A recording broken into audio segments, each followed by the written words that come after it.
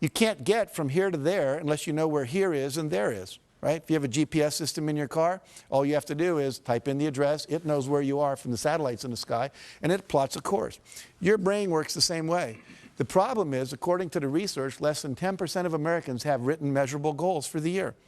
In some cases, I've been in the companies where less than 3% of the people did. Less than 10% of high school students are ever taught how to set a measurable goal. This is a failure in our education system. You know anyone that got divorced because they didn't know the 7 exports of Brazil or the 5 causes of the Civil War? No, but they didn't know the communication skills, they didn't know how to set goals for their relationship. So many things we're not learning in our education that we now need to learn in these kind of courses. General Wesley Clark, who I interviewed, said, "It doesn't take any more effort to dream a big dream than it takes to dream a small dream." So if you're going to decide what you want, go for what you want, not what you think is possible. Most people hone down their dream because they can't see how they can do it. And I'm saying to you, dream as big as you want. In fact, big dreams are exciting. Big dreams attract big people. If Martin Luther King said, "I'm going over to the supermarket in Mississippi," I don't think a whole lot of people would have gone down there with him. But when he said, "I want to end racism in America," that was a big dream and it inspired a lot of people to want to play at great personal sacrifice to themselves because it was big enough and worth doing. Walt Disney said, "If you can dream it, you can do it," which means that you're never given a dream that comes out of your own desire place that isn't something you have the capacity to fulfill. You may have to learn some new skills, you may have to partner up with some people, you may need to learn some, how to access some new resources along the way, but all of that is possible if you'll simply dream the big dream, because the dream doesn't come unless the capacity to achieve it comes with it. Does that make sense? Okay, so trust your dreams. Now, there's 7 dream categories or vision categories that you need to focus on to create a balanced and fulfilling life. Success means having all of this stuff, and I want to walk you through these. Number 1 is financial. What are your goals for your money? How much money do you want to make? How much net worth do you want to achieve? How much money do you want to have when you retire? If you own a business, you have cash flow goals, you have money in reserve goals, you have profit goals, etc. And so we need to have goals clearly set in that arena. Number 2, business and career. What's my ideal vision for my business or my career or my job? I was a high school teacher, and at a certain point I realized I wanted to teach teachers because I just thought I could impact more people. Then I became a teacher trainer.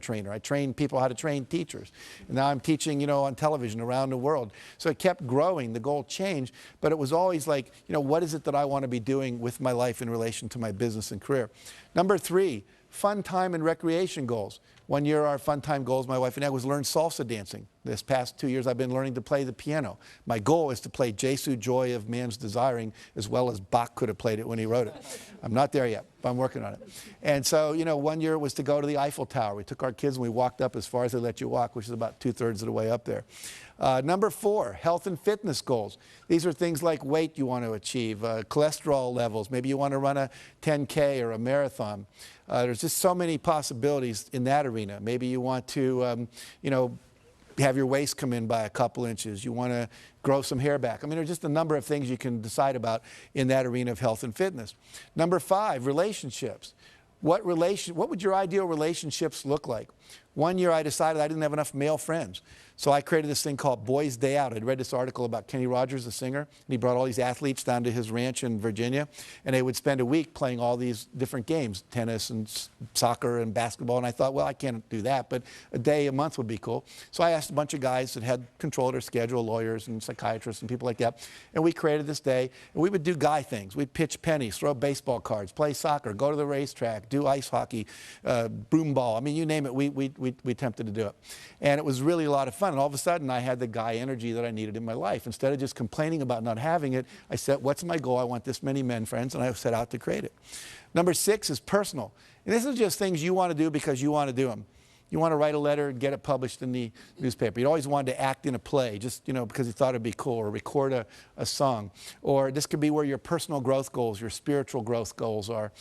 You want to reach enlightenment before you die, learn to meditate, get to know a closer walk with God. Whatever it is for you, that's that arena. And finally, contribution and legacy. What is it that you want to leave to the world? What's your vision of your contribution that you leave behind? We've planted over 1 million trees through our work we do. We've given over $3.5 million in the last couple of years to all kinds of charities, limbs for kids that have lost them, child abuse prevention, so forth and so on. So we picked 5 or 6 areas. We said, we want to make a difference there. Habitat for Humanity, we built some houses and so forth. So what is it you want to do? Pick one thing in your vision and go for it. Now, if you had success in all these arenas of your life would be balanced, your life would be fulfilling. And here's the neat thing, nobody can tell you what you should want in any of those areas. It's what you want, not what your mother, your wife, your pastor or anyone else says you ought to have, but what do you really want to achieve in your vision? And I usually ask people to look 5, 6 years out about that. You can look farther if you want. And then to write down, all the details, like you're putting in a purchase order to God, okay? All right. Create a breakthrough goal. This is a thing you want to do where you create a goal that's going to quantum leap your career. So something that if you wrote a best-selling book, that would be a quantum leap goal. Had your own radio show, that'd be a quantum leap goal. Opened up China as a market, that would be a quantum leap goal. And it's a goal that would not be like a 5-yard play, but like a 50-yard pass play on the first down. And so what you're going to do is set that goal. And here's some examples of past clients of mine. Create a $10 million revenue stream through internet sales. Create my own 30-minute talk show. Get our products sold on QVC. Secure a $10 million line of credit for their company. Teach a weekly holistic health class for the public. And become a wellness coach for a major corporation instead of continuing being a doctor on call all day. And what you do is with your breakthrough goal, once you've decided what that is, you do something we call the rule of 5. Write your goal on your business card and carry it like I carry mine in my wallet at all times. And then once you've done that, every day you're going to do, this for this year, it says, I'm joyfully celebrating 15,000 people having completed the Canfield Success Principles coaching programs. What that allows me to do is have you all get value without me having to leave my house, see? And that's a breakthrough for me so I could travel less, be home more, etc. And with the breakthrough goal, we say the rule of 5. That means every day you do 5 specific concrete actions to move that goal forward. You're not going to do that in all 7 arenas of your life. It's just too time consuming. But if I wanted to be a best-selling author, then maybe I write for so many minutes. I do some interviews each day. When we brought out Chicken Soup for the Soul, we sent out 5 free books every day to people that could promote that book. One day we couldn't think of anyone to send it to. We sent it to the O.J. Simpson jury, and we gave them each a book. And about 5 days later, they're all walking into court carrying Chicken Soup for the Soul. And the cameras were all going, made national news.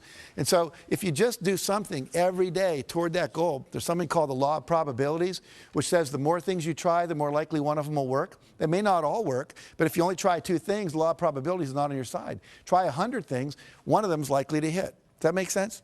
Okay, good. Mentioned we did that. In this book, which was rejected by what? I told you, over 144 publishers, went on to sell 10 million copies in 41 languages because we did 5 things every day. We did not hit a bestseller list until 14 months after the book came out. 14 months. And most people would never sustain it that long. And it's kind of like the universe tests us, I think. How committed are you? How badly do you really want this? And if you go for it and do that rule of 5. Bill Bradley was a great basketball player, played for the Knicks, was All-American at Princeton. In high school, he was an All-American. Every day, he'd find 5 spots on the basketball court, and he would have to shoot 15 in a row before he would go in. And sometimes he'd be out there 2 hours after everyone else had showered and gone home. He did that all through college, all through his professional career. What happens? He goes on, becomes NBA Hall of Famer later, senator from New Jersey, because he was willing to prepare. You have to be willing to do the work as well as dream the dream. The third thing says unleash the power of goal setting. So now we got this vision, things we want, but we have to get and turn them into objectives. And they have to become measurable in time and space. And the key words here are how much by when. I want a big house. Well, what's big? For some people, it's 4,000 square feet. For Bill Gates, it's 35,000 square feet. It's a real different definition of what big is. And by when do you want it? Well, I would like it by June 3rd, or 2007, or I want it by January 5th, 2010. Be very specific. Now, we said it may not show up exactly then, but the more specific you are, your brain will figure out what has to happen to get it to happen in that time frame.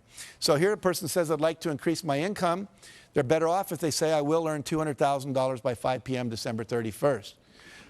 I'd like to spend more time with my husband. Well, I will take 3 long weekend vacations and 1 2-week vacation with my husband by November 30th at 5 p.m. Much more specific.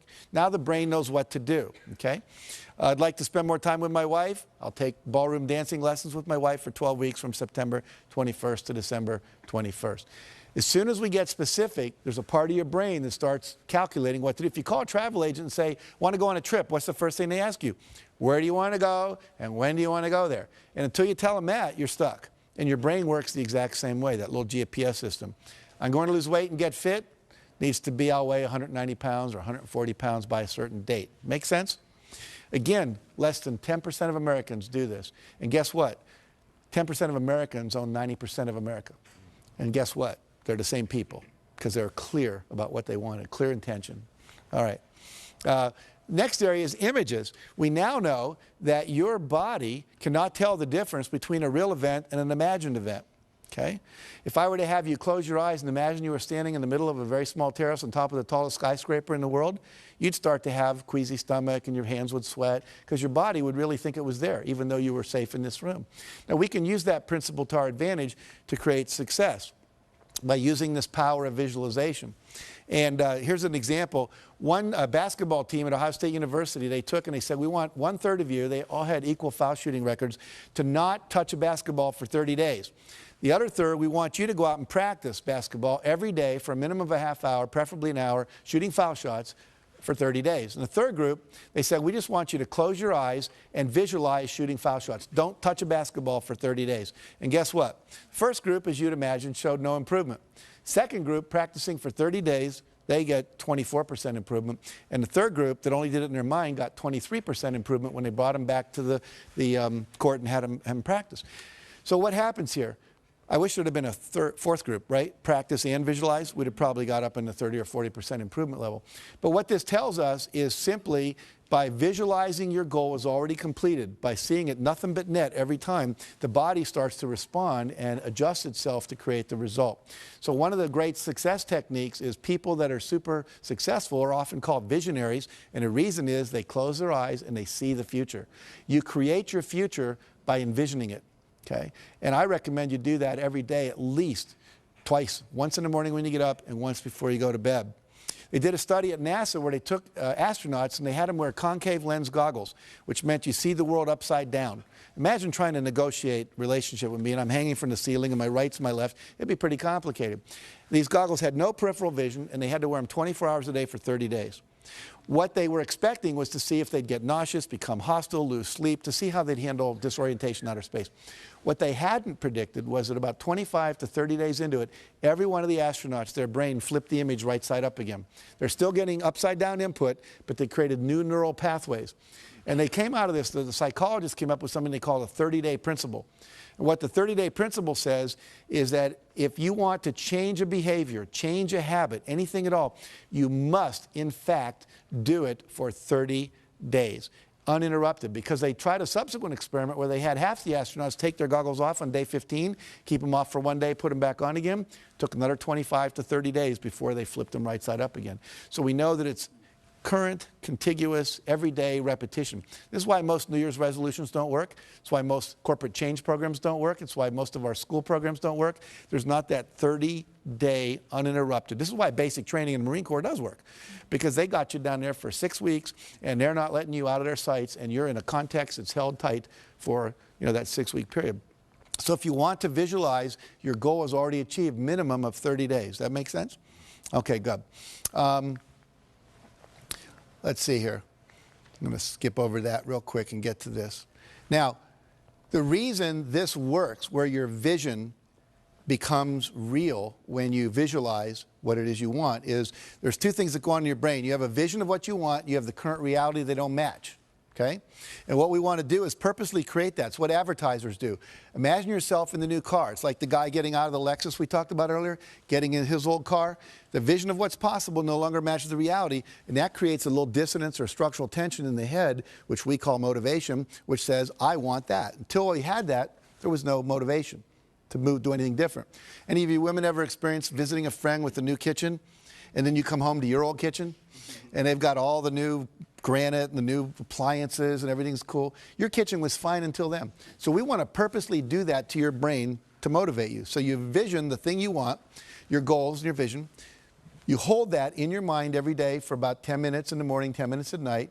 If you have 10 goals, you can cycle through them. I put mine on 3x5 cards, read them, and I close my eyes, see the vision as if it's already accomplished, see the car I want, the program happening in Singapore that we're doing, whatever.